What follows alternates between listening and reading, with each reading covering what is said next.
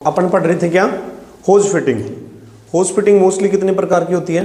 7 प्रकार की होती है। हमने 7 प्रकार पढ़ चुके हैं। अभी अपने पास जो जो इक्विपमेंट यहाँ पे अवेलेबल है उसके बारे में जनरली बातें करेंगे।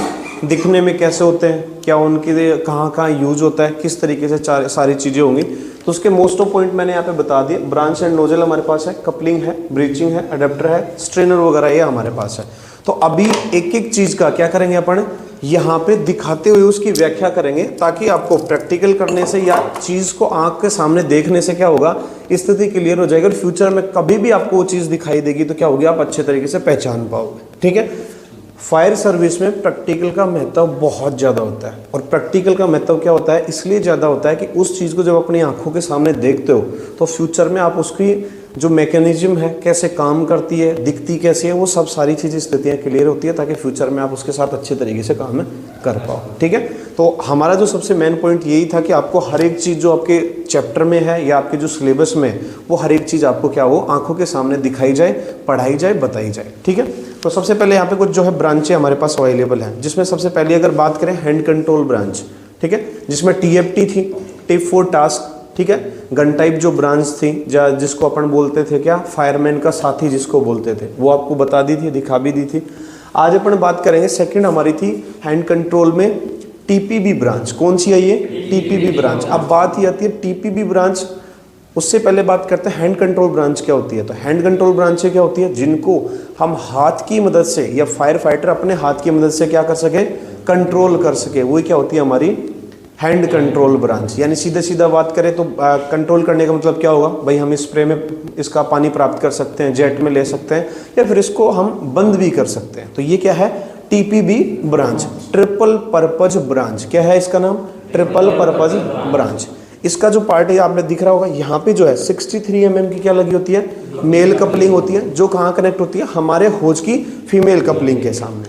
ठीक है। तो ये क्या है हमारी फीमेल कपलिंग। तो इस फीमेल कपलिंग के ऊपर ये होगी हमारी कनेक्ट। अब इसको, ये हमारा परिपथ कंप्लीट होता है, इसको अपन क्या कर सकते हैं, यूज कर सकते हैं। ठीक है। अब बात ये आती है कि इसको यूज जब करते हैं तो कैसे कैसे करते हैं। तो हमने यहाँ पे बात करी थी क्या, कि इससे हम, इसकी मदद से अपन ने डायग्राम जब बनाया था तो उसमें दिखाया था ना आपको कि एक बार घुमाने पे क्या बनाती है ये पानी को, स्प्रे के रूप में, दूसरी बार घुमाते हैं तो जेट के रूप में, और तीसरी बार जब घुमाते हैं बंद कर देती है।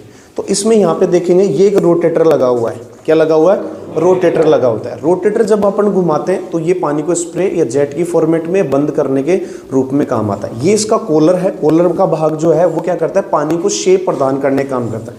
अब देखेंगे इसके अंदर का हिस्सा, जब मैं इस रोटेटर को घुमाता हूँ तो दिख रहा है ना आपको, आगे पीछे जा रहा है ना, तो यही क्या होता है, ये पानी को कन्वर्ट करने का काम करता है। जैसा आप अपनी आवश्यकता अनुसार पानी चाहेंगे वैसा ही क्या हो जाएगा, पानी आपको मिल जाएगा, यानी प्राप्त हो जाएगा। तो ये क्या है हमारी TPB branch, hand control branch के अंदर आती है। तो कौन सी है? TPB branch. फिर अगर अपन बात करें हैंड कंट्रोल में एक ब्रांच, तो दूसरी आती है हमारी कौन सी, फॉग ब्रांच। क्या है? Fog branch. ये भी हैंड कंट्रोल में आती है। क्यों? क्योंकि इसके ऊपर दिख रहा है आपको क्या है, ये कंट्रोल वाल्व। इसकी मदद से हम पानी को बंद या चालू कर सकते हैं। दूसरा, ये कहाँ पे काम आती है, ऐसी सिचुएशन, ये ऐसी ज़रूरतमंद जगह जहाँ पर हमें पानी स्प्रे के रूप में भी और जेट के रूप में भी दोनों एक साथ हमें चाहिए, वहाँ पे क्या काम में लेते हैं, फॉग ब्रांच काम में लेते हैं। ठीक है। ये क्या है, इसका कंट्रोल वाल्व ऑन ऑफ करेंगे। दूसरा, अगर आप गौर से देख पा रहे हो तो ये वाला हिस्सा यहाँ पे दिख रहा है आपको, ऊपर से तो बंद दिख रहा है, लेकिन इसमें से क्या है, छिद्र पाए जाते हैं। ये छिद्र क्या करते हैं, पानी को स्प्रे के रूप में कन्वर्ट करते हैं। क्या करते हैं, पानी को स्प्रे के रूप में कन्वर्ट। दूसरा, यहाँ पे दिख रहा होगा, ये आपको जगह दिख रही है, ये क्या है, जहाँ से पानी हमें जेट के रूप में प्राप्त होता है। तो ये इकलौती ब्रांच है जिसमें पानी स्प्रे और जेट दोनों एक साथ क्या होते हैं, दोनों एक साथ। आप चाहो तो वैसे भी कर सकते हो, लेकिन दोनों एक साथ। यहाँ पे अगर आप देखोगे तो आगे नोजल लगा हुआ है, इसको अगर आप खोल देते हैं, क्या कर देते हैं, खोल देते हैं, तो यहाँ पे दिख रहा होगा आपको, यहाँ से पानी पूर्ण तरीके से मोटी जेट धार के रूप में भी प्राप्त कर सकते हैं। ठीक है। इसको अपन अपनी आवश्यकता अनुसार या फायर की जो कंडीशन होती है उसके अनुसार क्या कर सकते हैं, इसको चेंज भी कर सकते हैं। जैसा आप चाहें उस प्रकार का लगाकर चेंज कर सकते हैं। ठीक है। तो ये कौन सी है हमारी ब्रांच, हैंड कंट्रोल ब्रांच में फॉग ब्रांच। कौन सी है? Fog branch.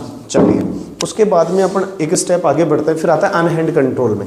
अनहैंड कंट्रोल में बताया था अपन ने, सर्वाधिक रूप से काम में ली जाने वाली जो ब्रांच है वो कौन सी होती है? Short branch. ठीक है, इसको लघु शाखा, आपातकालीन ब्रांच, ये सब बोला जाता है। ठीक है, ये कहाँ मिलती है? मोस्टली डीसीपीओ जो होता है, फायर ड्राइवर होता है, उसकी सीट के जस्ट नीचे पाई जाती है। अब बात ये आती है कि यही ज़्यादा क्यों काम में आती है? क्योंकि मोस्टली जगह पे अपन पानी को जेट के रूप में ही ज़्यादा देते हैं, क्योंकि हमने एक चीज़ पढ़ी थी कि 70-80% जो आग लगती है वो किस में लगती है? ठोस पदार्थों में। तो ठोस पदार्थों के ऊपर कैसे काम में लेंगे ज़्यादा मात्रा में? पानी, और पानी भी जेट के रूप में, ताकि वो जल्दी से जल्दी हमारी जो आग की लपटों का टेम्परेचर वो कम कर दें। इसके लंबाई की बात करें तो 11.5 इंची, मानक के अनुसार 11.5 इंची, जिसमें हमारी 8 इंची इसकी लंबाई होती है। आगे जो नोजल लगा होता है इसकी लंबाई कितनी होती है भाई? 3.5 इंची। कितनी होती है? 3.5 इंची। ये दिख रहा है, ये है नोजल। नोजल का व्यास कितना होता है? 12.5 mm, जो हम डिलीवरी होज की टेस्टिंग में भी काम में लेते हैं। वजन की बात करें, वजन कितना होता है? लगभग 1.5 kg के आसपास वजन होता है। तो ये थी हमारी क्या? शॉर्ट ब्रांच, फायर सर्विस में सर्वाधिक रूप से काम में ली जाने वाली। फिर अपन थोड़ा सा एक स्टेप आगे चलते हैं। हमने तीसरी चीज पढ़ी थी क्या? स्पेशल ब्रांच, विशिष्ट प्रकार की ब्रांच, की ऐसी ब्रांचें जो कार्य कोई नहीं कर सकती है, जो अकेली ब्रांच करती है, वही होती है हमारी विशिष्ट प्रकार की ब्रांच। तो ये कौन सी ब्रांच है? Revolving branch. इसको घूर्णन ब्रांच बोलते हैं, इसको घूमने वाली ब्रांच, परिभ्रमण ब्रांच इसको बोलते हैं, रिवॉल्विंग। ये इकलौती फायर सर्विस में ऐसी ब्रांच है जो क्या करती है भाई? घूमती है। क्या करती है? घूमती है। इसमें देखेंगे नीचे की तरफ 63 mm की मेल कपलिंग कनेक्ट हो जाएगी हमारे किसके ऊपर? फीमेल कपलिंग, फायर होज की फीमेल कपलिंग के ऊपर। दूसरा इसमें देखेंगे आप, यहाँ पे इसमें 9 छेद पाए जाते हैं। क्या पाए जाते हैं? 9 छेद। 9 छेद एक दूसरे से परस्पर 45 और 60 डिग्री के कोण पर लगे होते हैं, और इनकी जो है बनावट इस प्रकार से होती है कि जब इसके अंदर से पानी प्रेशर से आता है, आगे की तरफ तो देखो निकलेगा नहीं, यहाँ पे गुंबदनुमा संरचना जो बंद है, पानी जब आएगा प्रेशर से, तो पानी जब बाहर की तरफ निकलेगा तो यहाँ से दिख रहा होगा आपको छेद, इस छेद के बाहर की तरफ जब निकलेगा तो ये क्या करेगी? इस तरीके से घूमना स्टार्ट होगा। इसके नीचे बेयरिंग बॉल लगी होती है जिसकी मदद से चारों तरफ घूमती है। 360 डिग्री पे क्या करती है? घूमती है। अब बात आती है इसको काम में कहाँ लेंगे? ऐसी स्थिति जहाँ पर फायर फाइटर नहीं पहुँच पाता है, या सीधा सीधा बात करें जैसे बेसमेंट की आग हो गई, तो वहाँ पे क्या करते हैं? इसको छत की तोड़कर या दीवार को तोड़कर इसको अंदर डाल दिया जाता है, जिससे क्या होगा? ये चारों तरफ 360 डिग्री पे घूमेगी और हमारी आग को बुझा देगी। मोस्टली जब इसकी टेस्टिंग वगैरह करते हैं तो इस तरीके से इसका जो पकड़ने का जो तरीका होता है, ये फीमेल कपलिंग में लगाया, यहाँ से पकड़ते हैं और इसको इस तरीके से ऊपर कर देते हैं। ये क्या करती है? घूमती है। ठीक है, 360 डिग्री पे क्या करेगी? ये घूमेगी। तो ये थी भाई क्या? हमारी रिवॉल्विंग ब्रांच। तो यहाँ पे ये बेसिक जो हमारी ब्रांच है वो होती है यहाँ पे कंप्लीट। अब